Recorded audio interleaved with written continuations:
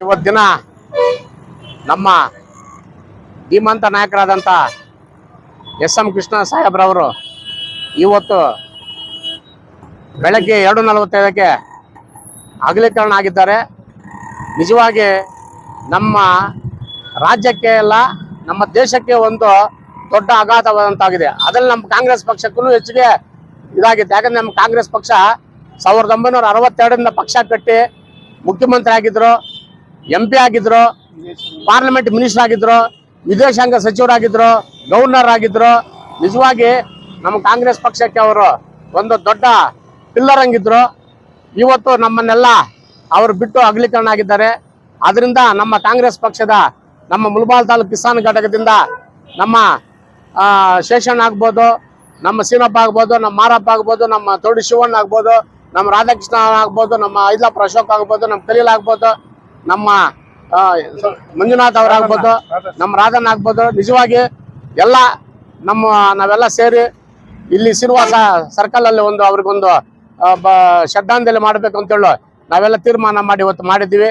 ನಿಜವಾಗಿ ಇದೊಂದು ನಮಗೊಂದು ದುಃಖವಾದಂಥ ಸಂಗತಿ ಆಗಿರೋದ್ರಿಂದ ನಾವೆಲ್ಲರೂ ನಮ್ಮ ದಿವಂಗತ ಎಸ್.ಎಂ. ಕೃಷ್ಣರಾಜ ಸಾಹೇಬ್ರಿಗೆ ನಾವು ಹೃದಯಪೂರ್ವಕ ಅವರಿಗೆ ಶ್ರದ್ಧಾಂಜಲಿ ಅರ್ಪಿಸ್ತಾ ಇದ್ದೇವೆ ಅಂತ ಹೇಳುತ್ತಾ ನನ್ನ 2 ಮಾತು ಮುಗಿಸ್ತಾ ಇದ್ದೇನೆ.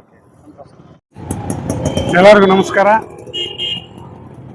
ಏನು ಇವತ್ತು ದಿವಸ ಇಡೀ ದೇಶವೇ ದುಃಖದ ಆದಂಥ ದಿನ ಇವತ್ತು.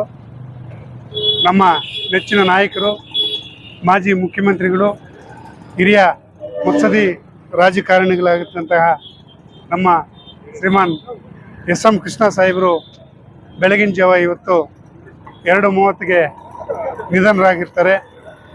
ಅವರ ಆತ್ಮಕ್ಕೆ ನಮ್ಮ ಮುಳಬಾಲ್ ತಾಲೂಕು ಕಾಂಗ್ರೆಸ್ ಪಕ್ಷದ ವತಿಯಿಂದ ಮತ್ತು ಮುಳಬಾಲ್ ತಾಲೂಕಿನ ಎಲ್ಲ ಸಾರ್ವಜನಿಕರಿಂದ ಅವರಿಗೆ ಸಂತಾಪವನ್ನು ಕೋರುತ್ತಾ ಅವರ ಆತ್ಮಕ್ಕೆ ಶಾಂತಿ ತರಲಿ ಅಂತ, ಆ ದುಃಖವನ್ನು ಆ ಭಗವಂತನ ಭರಿಸುವ ಶಕ್ತಿ ಆ ಕುಟುಂಬಕ್ಕೆ ಕೊಡಲಿ ಅಂತ ನಾವೆಲ್ಲ ಇವತ್ತು ದಿವಸ ಕಾಂಗ್ರೆಸ್ ಪಕ್ಷದಿಂದ ಅವರಿಗೆ ಭಾವಪೂರ್ವ ಶ್ರದ್ಧಾಂಜಲಿಯನ್ನು ಕೋರುತ್ತಾ ಈ ಒಂದು ಕಾರ್ಯಕ್ರಮದಲ್ಲಿ ನಮ್ಮ ನಾಯಕರೆಲ್ಲರೂ ಸಹ ಭಾಗಿಯಾಗಿರ್ತಾರೆ.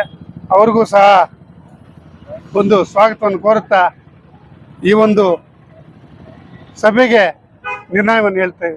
ಜೈ ಹಿಂದ್, ಜೈ ಕರ್ನಾಟಕ.